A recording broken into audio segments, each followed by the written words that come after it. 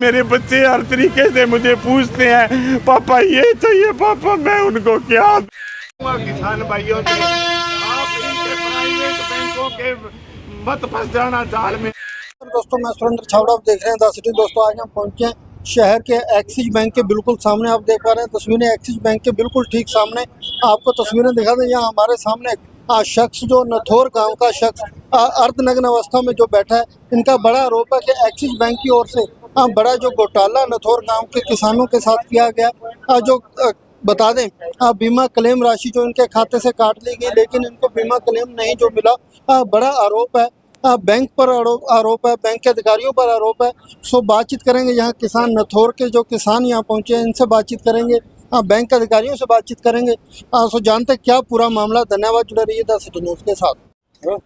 हाँ जी भाई साहब, क्या मामला है? भाई साहब मैं सुशील कुमार जोरड़ गांव नथोर से हूँ और मैं एक अच्छा बिजनेसमैन रहा, अच्छा एथलीट रहा और हरियाणा पुलिस से मैं सम्मानित भी रहा। और मैंने आज तक मेरा कोई भी अकाउंट कभी एनपीए नहीं हुआ। मैंने जिसके साथ बैंक के साथ कभी लेन देन किया, मैंने कभी किसी के साथ 420 नहीं की। पर जब से मैं इस बैंक के चक्कर में आ गया, उसके बाद मुझे इस स्थिति में आना पड़ा। आज मेरी मनोस्थिति की दवाई, मानसिक रूप से मुझे प्रताड़ित किया जा रहा है, बार बार प्रताड़ित किया जा रहा है। और एक बार नहीं, वादे पे वादा किया जाता है मेरे साथ। और मैं इतना बेवकूफ़ आदमी हूँ कि मैंने इनको हर तरीके से मैं इनको माफ़ करता गया। मैंने ये सोचा भी ये भी किसी माँ के बेटे हैं जो बेचारे नौकरी है, पर उन काली बेटों को नहीं पकड़ा जाता और मेमनों पर अत्याचार कर दिया जाता है इनके द्वारा। पर आज मैं मेरी आवाज़ उठाने के लिए पिछले 4 साल से मैंने इतना इनसे कष्ट झेला है जिसकी आप कल्पना भी नहीं कर सकते। ये मेरे पास जब से फिर मैंने ये सोचा, किसी ने मुझे बताया कि ये जब तक बेवकूफ़ ये डॉक्यूमेंट सेव नहीं रखेगा तेरी कोई आवाज़ नहीं सुनने वाला। और 2021 में मैंने यहाँ पे केसीसी बनवाई। मेरा आज तक कोई भी लोन बकाया नहीं है, कभी किसी का नहीं रहा। अब इन्होंने मेरा, उसके बाद वो सिग्नेचर के बार बार मैंने इनको फ़ोन करता, बार बार मैं इनसे रिक्वेस्ट करता, ये कहते जी कर देंगे।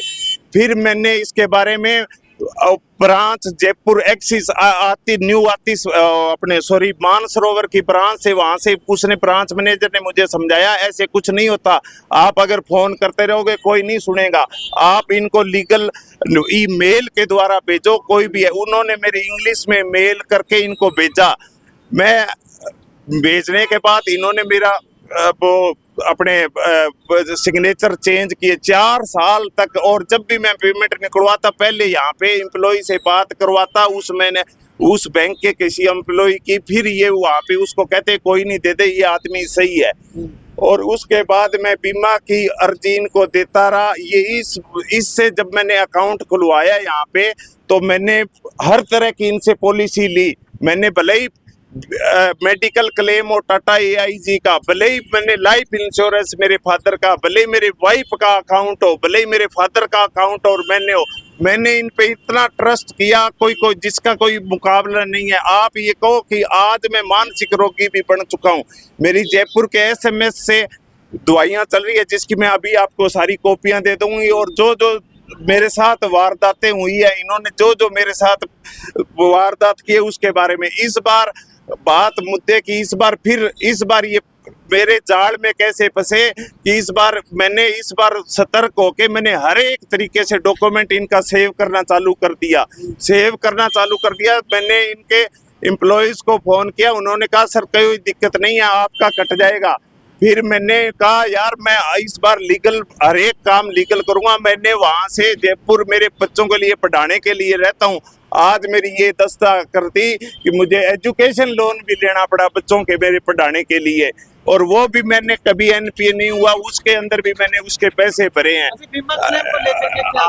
बीमा क्लेम को लेकर मैंने इनको यहाँ से, ये सर मेरे पास कॉपी है उसकी, मैंने इनको कॉटन का भेज दिया भी मेरा कॉटन का काटो। और 11 या 12 तारीख 2024 को ये भेज दिया।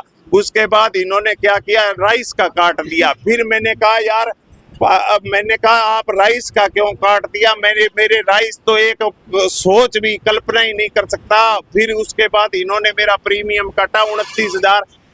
उसका कॉटन का प्रीमियम काटने के बाद फिर मैं जयपुर से आया, मेरी दवाई चल रही है वहाँ से, फिर मैं जयपुर से आके फिर मैंने इनसे डॉक्यूमेंट लिया और ये स्टेटमेंट ली, उसके अंदर मेरा प्रीमियम शो हो रहा था।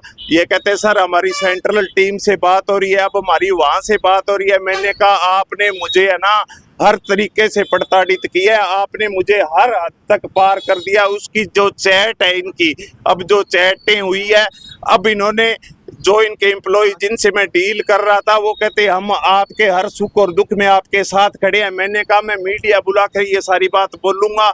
मेरे जैसे कितने बेचारे किसान होंगे जिनको कोई सिंपल फोन रखता होगा, उसको ना मेल का पता ना ईमेल का पता, और उसको कितने मैसेज आते होंगे, उनको उनके साथ भी यही हुआ है। और मेरे जैसे बाकी किसान, मैं ये सोचा भी किसान की जिंदगी अच्छी हुई है, किसान अच्छा है। मैंने अपना व्यापार, ये देखो मेरी ऑडिट रिपोर्ट, मैं एक अच्छा बिजनेस।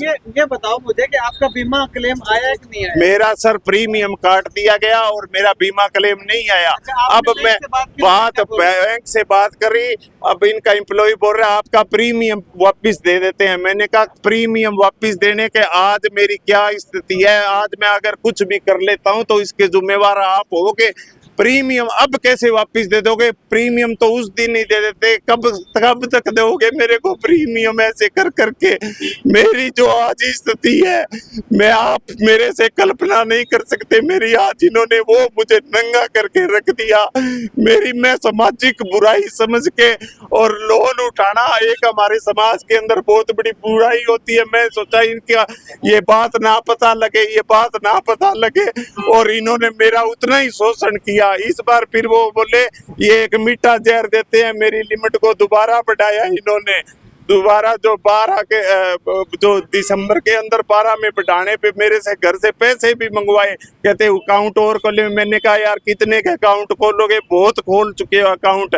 उसके बाद 10,000 कह, फिर मैंने यहाँ के कहा यार कुछ तो बख्श दो, मेरा सारी फसल डूब चुकी है, मेरे पास पल्ले कुछ नहीं है, मैं लोन पे लोन उठा रहा हूँ, आप मेरे पे रहम करो यार। कहते ये ऐसे नहीं चलता, ये तहसीलों में खर्चे पानी लगते हैं, तेरे को ऐसे पता नहीं है। मैंने कहा चलो ठीक है यार, आज मेरा 20 किलो वजन गिर गया थी, मेरा 95 किलो वजन था, आज मैं 75 किलो पे आ चुका हूँ। ठीक है, व्यवहार किया जाएगा। आप उम्र भर अपने बच्चों के कोई जवाब नहीं दे पाओगे। आज मेरे बच्चे हर तरीके से मुझे पूछते हैं पापा ये चाहिए, पापा मैं उनको क्या दूं, कहाँ से ला के दूं? मुझे हर तरीके से इन्होंने मार दिया।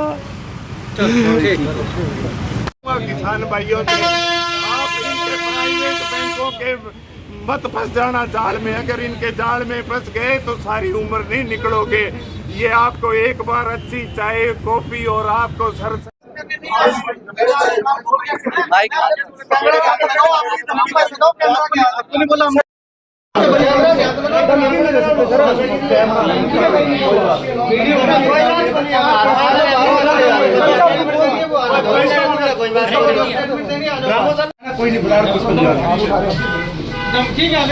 ठीक है।